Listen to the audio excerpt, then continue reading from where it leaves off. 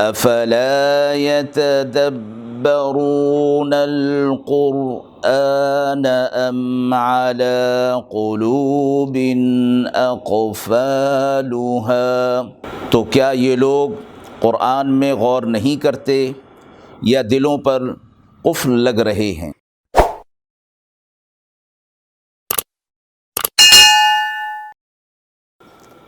بسم اللہ الرحمن الرحیم۔ ناظرین کرام، السلام علیکم ورحمۃ اللہ وبرکاتہ۔ درس قرآن کا یہ سلسلہ آج سورۃ البقرہ آیت نمبر 168 سے شروع ہو رہا ہے۔ بسم اللہ الرحمن الرحیم۔ یا ایھا الناس کلوا مما فی الارض حلالا طیبا ولا تتبعوا خطوات الشیطان انہ لکم عدو مبین۔ انما یأمرکم بالسوء والفحشاء وأن تقولوا علی اللہ ما لا تعلمون۔ اے لوگو، زمین کی چیزوں میں سے کھاؤ حلال اور پاکیزہ چیزیں، اور شیطان کی پیروی نہ کرو، بے شک وہ تمہارا کھلا دشمن ہے۔ وہ تو تمہیں یہی حکم کرے گا کہ تم برے کام اور بے حیائی کرو اور اللہ پر جھوٹ لگاؤ وہ باتیں جن کو تم جانتے نہیں۔ مشرکین بعض جانوروں کو اللہ کے نام پر نامزد کر دیتے اور اپنے اعتقاد میں اس کی تعظیم کرتے اور یہ سمجھتے کہ یہ اللہ کے قرب کا ذریعہ ہوگا۔ اس بارے میں یہ آیت مبارکہ نازل ہوئی اور فرمایا، زمین میں اللہ رب العزت نے جو چیزیں شرعی طور پر حلال اور پاکیزہ مقرر فرمائی ہیں، ان کی نسبت تو اجازت ہے کہ ان کو کھایا جائے۔ لفظ حلالا طیبہ فرمایا گیا کہ ایک تو وہ حلال بھی ہوں اور طیب بھی ہوں۔ لفظ حل کا اصل معنی ہے گرہ کے کھولنے کا، یعنی جو چیز انسان کے لیے حلال کی گئی ہے وہ پہلے حلال نہیں تھی تو اس پر ایک گرہ تھی، اب اس گرہ کو کھول کر وہ پابندی اس پر سے ہٹا دی گئی ہے۔ حضرت سہل بن عبداللہ رضی اللہ تعالی عنہ فرماتے ہیں کہ نجات کا دار و مدار 3 چیزوں پر ہے۔ نمبر 1 حلال کھانا، نمبر 2 اللہ کی طرف سے جو فرائض ہیں ان کو ادا کرنا،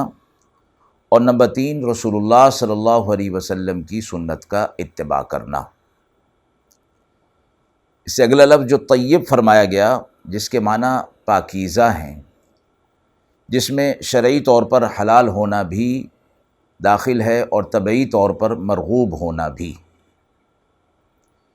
تو انسانیت کو فرمایا گیا کہ جو چیزیں اللہ نے حلال کی ہیں اور وہ طیب بھی ہیں، فطرتاً مرغوب بھی ہیں، ان کو کھاؤ، اور ان کو اپنی طرف سے ان پر حرام ہونے کی یا اللہ کے ہاں تقرب کے طور پر اس کو چھوڑ دینے کا حکم تو اللہ کی طرف سے نہیں ہے، لہٰذا اس عمل سے منع فرمایا گیا۔ وَلَا تَتَّبِعُوا خُطُوَاتِ الشَّيْطَانِ، اور شیطان کی پیروی نہ کرو۔ خطوات کہا جاتا ہے دونوں قدموں کے درمیان جو فاصلہ ہوتا ہے، یا دوسرا معنی قدموں کے نشانات کو بھی کہا گیا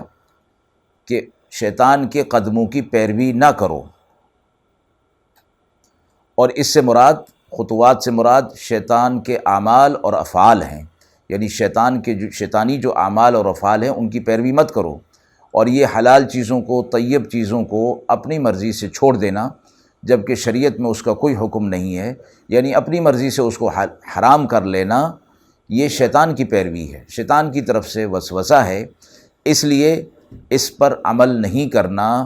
اور آگے وجہ بتا دی، انہ لکم عدو مبین، وہ تمہارا کھلا دشمن ہے، واضح دشمن ہے، اور وہ اپنی دشمنی ہر حال میں کرے گا۔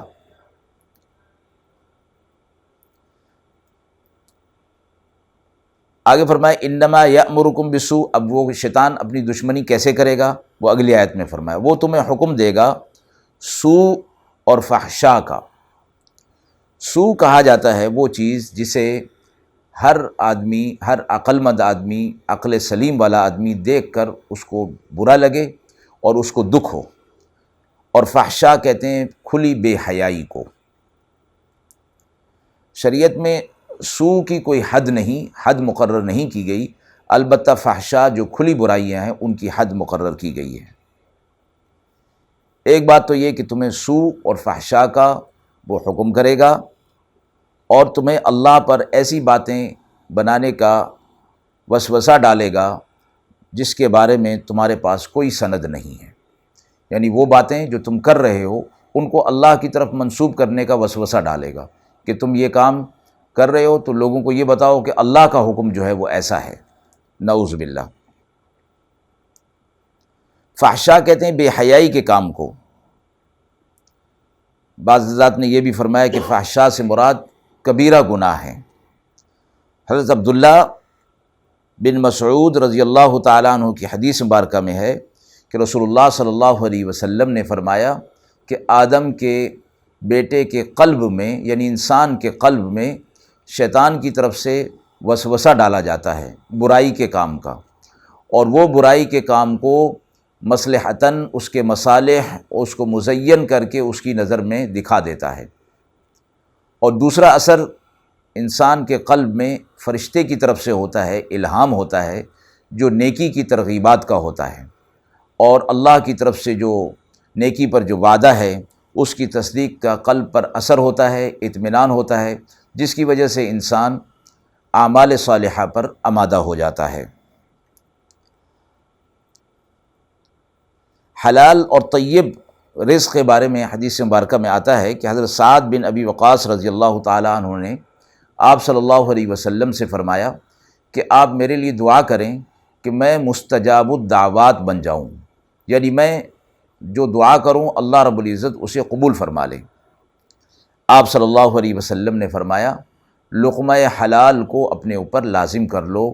تم مستجاب الدعوات بن جاؤ گے۔ اس حدیث مبارکہ میں حلال کھانے پر اللہ کی طرف سے دعاؤں کے قبول ہونے کا وعدہ فرمایا گیا ہے۔ تو آیت میں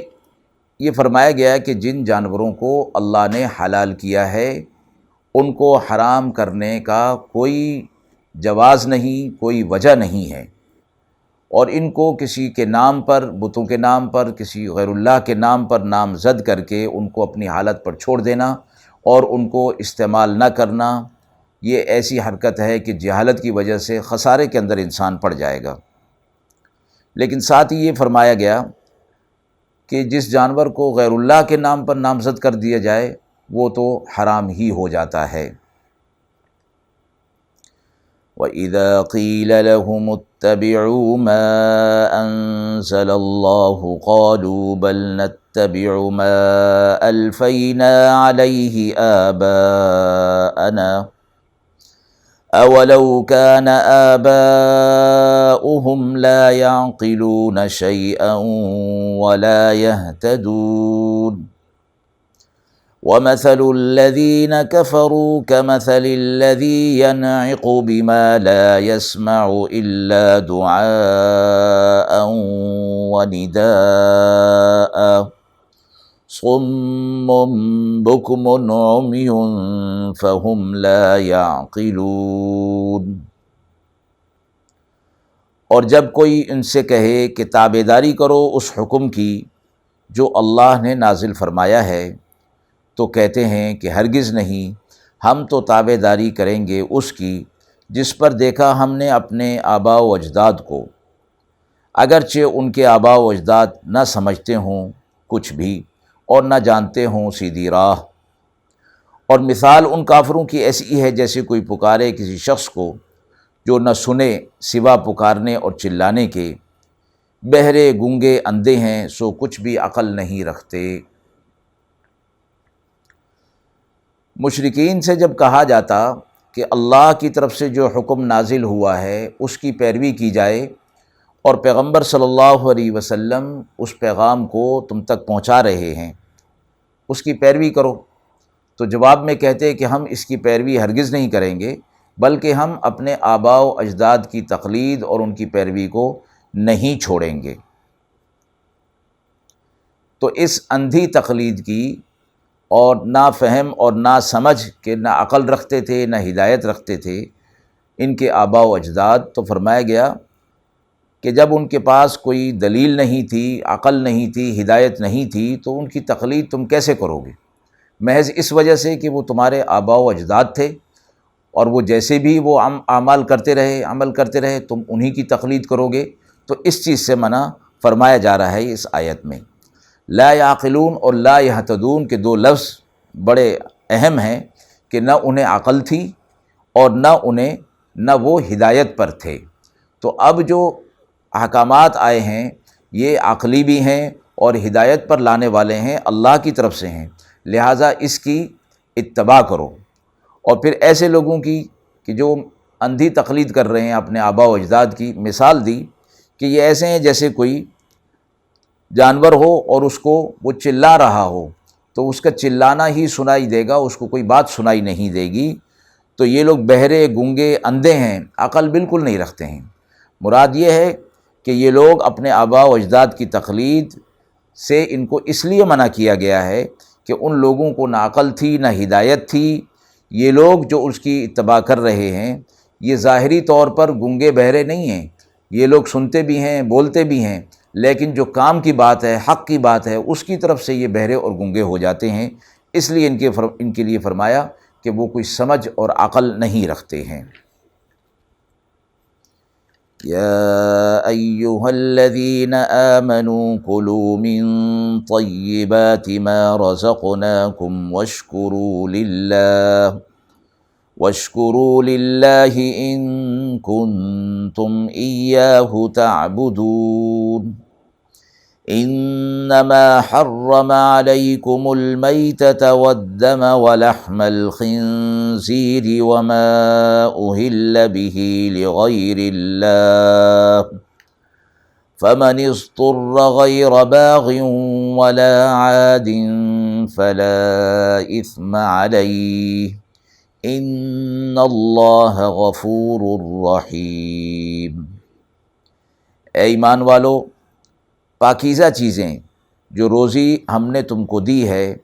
اس کو کھاؤ اور شکر اللہ کا ادا کرو اگر تم اسی کے بندے ہو۔ اس نے تم پر یہی حرام کیا ہے مردہ جانور اور خون اور گوشت سور کا، اور جس جانور پر اللہ کے سوا کسی غیر کا نام پکارا جائے۔ پھر اگر کوئی بے اختیار ہو جائے، نہ تو نافرمانی کرے اور نہ زیادتی کرے تو اس پر کوئی گناہ نہیں، بے شک اللہ بخشنے والا نہایت رحم کرنے والا ہے۔ آیت مذکورہ میں حلال کھانے کی ترغیب دی گئی ہے اور اس کے ساتھ یہ فرمایا کہ اللہ کا شکر ادا کرو کہ اللہ نے تمہارے لیے حلال چیزیں اور طیب چیزیں پیدا فرمائی ہیں۔ جس طرح حلال کھانے سے اچھے اخلاق پیدا ہوتے ہیں، اسی طرح حرام کھانے سے اخلاق رذیلہ پیدا ہوتے ہیں۔ تو اس لیے منع فرمایا گیا۔ حلال کھانے سے ایک نور پیدا ہوتا ہے اور وہ نور ایمان کا نور ہے جس سے اعمال صالحہ کو تقویت ملتی ہے، عبادت میں دل لگتا ہے، گناہ سے دل گھبراتا ہے، دعا قبول ہوتی ہے۔ ابھی حدیث مبارکہ ایک اسی حوالے سے پیش کی گئی کہ لقمہ حلال کو لازم کر لیا جائے تو اللہ کے ہاں دعا قبول ہوتی ہے۔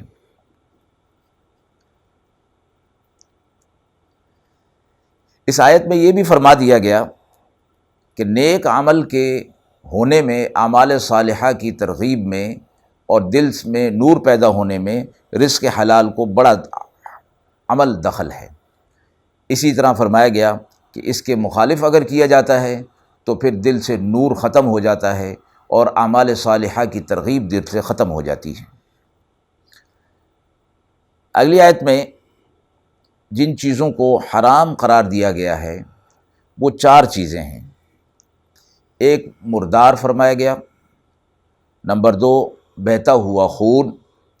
نمبر 3 خنزیر کا گوشت، نمبر 4 وہ جانور جو غیر اللہ کے نام کر دیا گیا ہو، نامزد کر دیا گیا ہو۔ پھر ان چاروں چیزوں کی تشریحات قرآن مجید کی دیگر آیات میں بھی ملتی ہیں۔ یہاں مختصراً عرض کرتے ہیں کہ مردار میتہ لفظ آیا ہے، جس کو اردو میں مردار، مر جائے جو، اس جانور کو کہتے ہیں جس کے حلال ہونے کے لیے از روئے شریعت میں اس کا ذبح کرنا ضروری ہے، مگر وہ ذبح کے بغیر ہی کسی بھی طریقے سے مر جائے تو وہ مردار اور حرام ہے۔ دوسری چیز جو آیت میں مذکور حرام قرار دی گئی ہے وہ بہتا ہوا خون ہے۔ وہ خون جو بہہ رہا ہو، ذبح کے وقت بہتا ہے۔ سورہ انعام کی آیت کے اندر مسفوح یعنی بہنے والا ہونا بھی شرط رکھا گیا ہے، او دمم مسفوحا، اس لیے باتفاق فقہا جو خون منجمد ہو جیسے گردہ، تلی وغیرہ، وہ حلال اور پاک ہے۔ اسی طرح جو حرام گوشت ہے، وہ خون ہے، وہ بہنے والا ہے، لیکن ذبح ہو جانے کے بعد جو خون گوشت میں لگا رہ جاتا ہے وہ اس حکم میں نہیں بلکہ وہ پاک ہے۔ جس طرح کا خون کا کھانا پینا استعمال کرنا حرام فرمایا گیا ہے، اسی طرح اس کا خارجی استعمال بھی منع فرمایا گیا ہے۔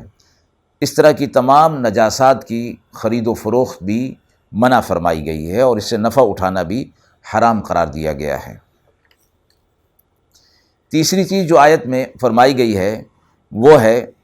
خنزیر کا گوشت۔ امام قرطبی نے فرمایا کہ اس سے مقصود صرف گوشت ہی نہیں بلکہ اس کی ساری چیزیں، تمام اجزاء ہیں، جس میں ہڈی، کھال، بال وغیرہ سب چیزیں شامل ہیں۔ چوتھی چیز جس کو حرام قرار دیا گیا آیت مبارکہ میں، وہ جانور جو غیر اللہ کے نام نامزد کر دیا گیا ہو۔ اس میں 3 صورتیں فرمائی گئی ہیں۔ اول یہ کسی جانور کو غیر اللہ کے تقرب کے لیے ذبح کیا جائے اور بوقت ذبح اسی غیر اللہ کا نام لیا جائے، یہ تو باتفاق اجماع اور امت حرام ہے۔ دوسری صورت یہ ہے کہ کسی جانور کو تقرب اللہ کے لیے ذبح کیا جائے، تقرب غیر اللہ کے لیے ذبح کیا جائے، یعنی اس کا خون بہانے سے غیر اللہ کی تعظیم اور تقرب مقصود ہو، لیکن ذبح کرتے وقت اس پر اللہ ہی کا نام لیا جائے، یہ صورت بھی باتفاق فقہا حرام ہے اور مذبوحہ حرام ہوگا۔ تیسری صورت یہ فرمائی گئی کہ کسی جانور کا کان کاٹ کر یا کوئی دوسری علامت لگا کر غیر اللہ کے تقرب کے لیے اور غیر اللہ کی تعظیم کے لیے چھوڑ دیا جائے، نہ اس سے کام لیا جائے، نہ اس کو استعمال کیا جائے، نہ اس کو ذبح کیا جائے، بلکہ اس کے استعمال کرنے کو، اس کے ذبح کرنے کو حرام سمجھا جائے۔ یہ جانور ما اہل بہ لغیر اللہ میں اور ما ذبح علی النصب دونوں میں داخل نہیں، بلکہ اس قسم کے جانور کو بحیرہ یا صائبہ قرآن کی زبان میں کہا جاتا ہے، اور ان کا حکم یہ ہے کہ یہ فعل بنص قرآن حرام ہے، جیسا کہ آیت میں ما جعل اللہ من بحیرۃ ولا صائبہ میں فرمایا گیا ہے۔ مگر اس کے حرام ہونے میں اور سمجھنے کے عقیدے سے یہ جانور حرام نہیں ہو جاتا، بلکہ اس کو حرام سمجھنے میں ان کے عقیدہ باطل کی تائید اور تقویت ہوتی ہے، اس لیے یہ جانور عام جانوروں کی طرح حلال ہوگا۔ یعنی وہ لوگ خود اس کو حرام سمجھ رہے ہیں، جبکہ اللہ نے اس میں حرمت کی کوئی دلیل، کوئی بات نہیں رکھی ہے، نہ فرمایا ہے۔ آیت مذکورہ میں 4 چیزوں کو حرام قرار دینے کے بعد ایک استثنائی صورت رکھی ہے، یعنی فرمایا اس میں یہ گیا فَمَنِ اسْتُرَّ غَيْرَ بَاغٍ وَلَا عَادٍ فَلَا إِثْمَ عَلَيْهِ۔ اس میں یہ فرما دیا گیا کہ اگر کوئی شخص حالت اضطرار میں آ جائے، بھوک سے بے تاب ہو جائے اور جان اس کی جانے کے قریب ہو جائے، تو فرمایا کہ وہ ان حرام میں سے استعمال کر سکتا ہے، لیکن اس میں شرط یہ ہے کہ نہ تو کھانے میں طالب ہو لذت کا اور نہ پیٹ بھرنے کا، بلکہ بقدر ضرورت وہ اس کو استعمال کر لے، تجاوز نہ کرے۔ اور بقدر ضرورت کا مطلب یہ کہ جس سے اس کی جان بچ جائے اور وہ مرنے سے بچ جائے، فرمایا اتنا اس کو اس حرام میں سے استعمال کیا جا سکتا ہے، کر سکتا ہے۔ اس حالت کو حالت اضطرار کہا جاتا ہے۔ تو اس کے لیے فرمایا گیا فلا اثم علیہ، تو ایسے مضطر کے لیے حالت اضطرار کے پیدا ہو جانے کی وجہ سے اس پر کوئی گناہ نہیں ہوگا۔ اور شرعی اصطلاح میں مضطر اس کو کہتے ہیں جس کی جان خطرہ میں ہو، معمولی تکلیف، معمولی حالت اضطرار یا معمولی بھوک کی وجہ سے حرام چیز کو استعمال نہیں کیا جا سکتا۔ تو جو شخص بھوک سے ایسی حالت میں پہنچ گیا ہو کہ اگر کچھ نہ کھائے گا تو جان جاتی رہے گی، اس کے لیے دو شرطوں کے ساتھ یہ حرام چیز کھا لینے کی گنجائش آیت مبارکہ میں دی گئی ہے۔ ایک شرط یہ کہ مقصود جان بچانا ہو، کھانے کی لذت حاصل کرنا اور پیٹ بھرنا اس کا مقصود نہ ہو۔ دوسری شرط یہ ہے کہ صرف اتنی مقدار کھا لے جو جان بچانے کے لیے کافی ہو۔ پیٹ بھر کر کھانا، قدر ضرورت سے زائد کھانا اس وقت بھی اس کے لیے حرام ہوگا۔ ان الذين يكتمون ما انزل الله من الكتاب ويشترون به ثمنا قليلا اولئك ما يأكلون في بطونهم الا النار ولا يكلمهم الله يوم القيامة ولا يزكيهم ولهم عذاب أليم أولئك الذين اشتروا الضلالة بالهدى والعذاب بالمغفرة فما أصبرهم على النار ذلك بأن الله نزل الكتاب بالحق وإن الذين اختلفوا في الكتاب لفي شقاق بعيد۔ بے شک جو لوگ چھپاتے ہیں اس چیز کو جو کچھ نازل کیا اللہ نے کتاب میں، اور لیتے ہیں اس پر تھوڑا سا مال، وہ اپنے پیٹ کو آگ سے بھر لیتے ہیں۔ قیامت کے دن اللہ ان سے کلام نہیں کرے گا اور نہ انہیں پاک کرے گا، اور ان کے لیے دردناک عذاب ہوگا۔ یہی ہے جنہوں نے خریدا گمراہی کے بدلے ہدایت کو، گمراہی کو خرید لیا بدلے ہدایت کے، اور عذاب کے بدلے بخشش کے، سو کس قدر صبر کرنے والے ہیں یہ دوزخ پر۔ یہ اس واسطے کہ اللہ نے نازل فرمائی کتاب سچی، اور جنہوں نے اختلاف کیا کتاب میں وہ بے شک ضد میں دور جا پڑے۔ آیت میں فرمایا گیا کہ جو شخص مال کے لالچ سے، مال کے لالچ میں حکم شرعی کو بدل دے، وہ حرام کھاتا ہے، اپنے پیٹ کو حرام سے بھرتا ہے، اور اس حرام کو جہنم کی آگ فرمایا گیا کہ وہ اپنے پیٹ میں جہنم کی آگ بھر رہا ہے، کیونکہ اس عمل کا انجام یہی ہے۔ اور ساتھ ہی فرمایا قیامت کے دن اللہ ایسے لوگوں سے کلام بھی نہیں فرمائے گا اور انہیں پاک نہیں کرے گا، دردناک عذاب ہوگا۔ یہ دردناک عذاب کا ہونا، اس آگ کا ہونا، مال حرام کو در حقیقت آگ فرمایا گیا، اور یہ آگ اگرچہ دنیا میں محسوس نہیں، لیکن مرنے کے بعد یہ عمل آگ کی صورت میں ان کے سامنے آئے گا۔ کتاب میں اللہ رب العزت نے سچ اور حق جو ہے وہ نازل فرمایا ہے، لیکن ایسے لوگ کہ جو یہ کام کر رہے ہیں وہ اس میں اختلاف میں پڑے ہوئے ہیں، اور ضد کی وجہ سے حق کو چھوڑ کر گمراہی کے اندر بہت دور جا پڑے ہیں۔ ليس البر أن تولوا وجوهكم قبل المشرق والمغرب ولكن البر من آمن بالله واليوم الآخر والملائكة والكتاب والنبيين وآتى المال على حبه ذوي القربى واليتامى والمساكين وابن السبيل والسائلين وفي الرقاب وأقام الصلاة وآتى الزكاة والموفون بعهدهم إذا عاهدوا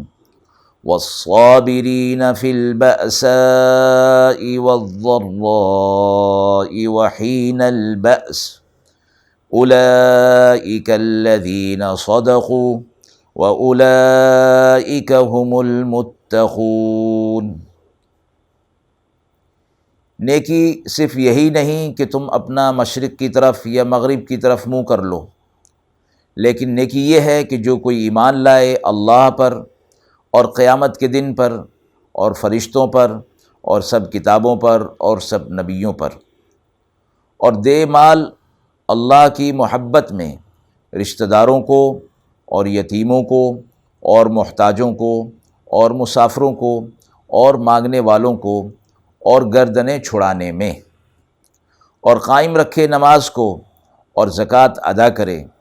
اور پورا کرے اپنے اقرار کو جب وعدہ کرے، اور صبر کرنے والے سختی میں اور تکلیف میں اور لڑائی کے وقت میں، یہی لوگ سچے ہیں اور یہی لوگ پرہیزگار ہیں۔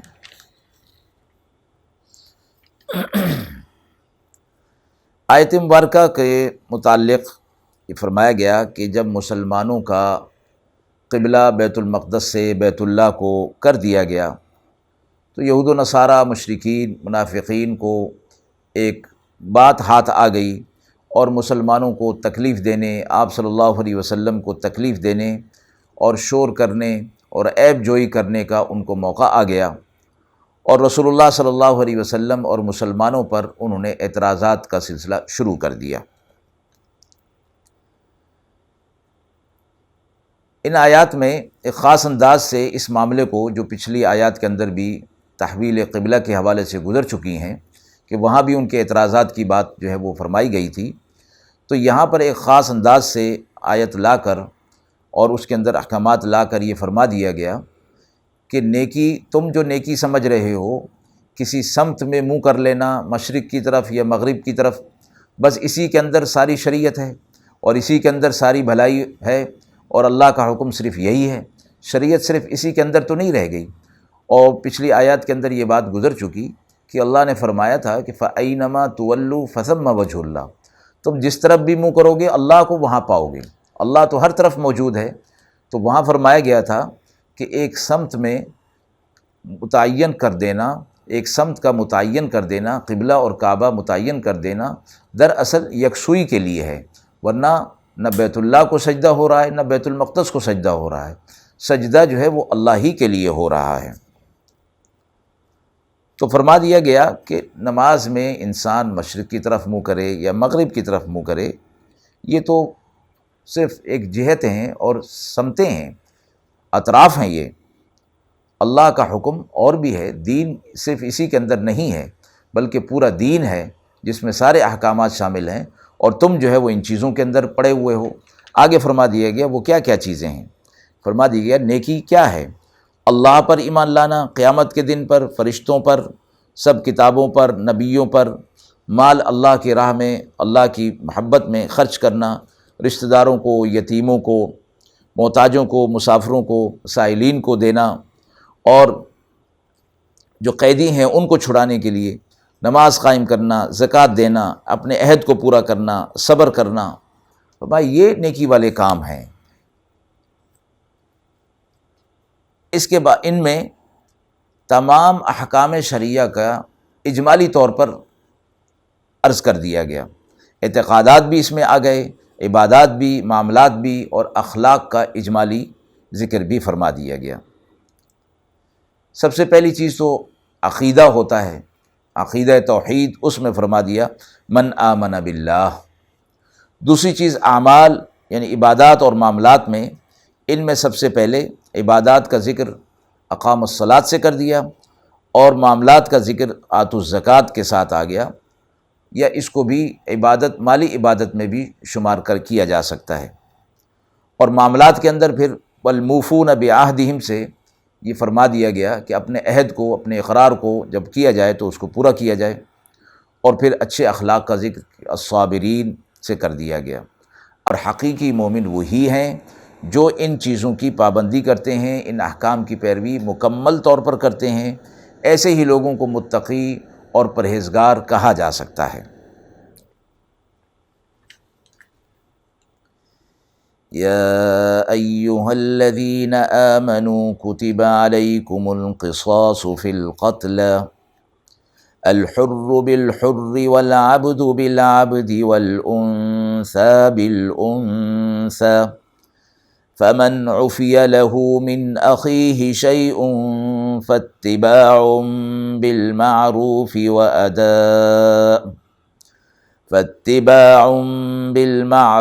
وأداء إليه بإحسان ذلك تخفيف من ربكم ورحمة فمن اعتدى بعد ذلك فله عذاب أليم وَلَكُمْ فِي الْقِصَاصِ حَيَاةٌ يَا أُولِي الْأَلْبَابِ لَعَلَّكُمْ تَتَّقُونَ۔ اے ایمان والو، تم پر قصاص کرنا مقتولوں کا فرض کر دیا گیا ہے، آزاد کے بدلے آزاد، اور غلام کے بدلے غلام، اور عورت کے بدلے عورت۔ پھر جس کو معاف کیا جائے اس کے بھائی کی طرف سے تو کچھ بھی تابعداری کرنی چاہیے موافق دستور کے مطابق، اور ادا کرنا چاہیے اس کو خوبی کے ساتھ۔ یہ آسانی ہوئی تمہارے رب کی طرف سے اور مہربانی ہوئی۔ پھر جو کوئی زیادتی کرے اس فیصلے کے بعد تو اس کے لیے عذاب دردناک ہے، اور تمہارے واسطے قصاص میں زندگی ہے اے اہل عقل، تاکہ تم تقوی اختیار کرو۔ اہل ایمان کے لیے قصاص کو ضروری فرمایا گیا ہے اور حکم دیا جا رہا ہے۔ قصاص کے لفظی معنی برابری اور مماثلت کے ہیں۔ مراد اس سے یہ ہے کہ جتنا ظلم کوئی کسی پر کرے اس کے بدلے میں اس پر اتنا ہی بدلہ لینا جائز ہے، لیکن اس سے زیادہ کرنا یا زیادتی کرنا جائز نہیں ہے۔ اصطلاح شرع میں قصاص کہا جاتا ہے قتل کرنے اور زخم لگانے کی سزا کو، جس میں مساوات اور مماثلت کی رعایت کی گئی ہے۔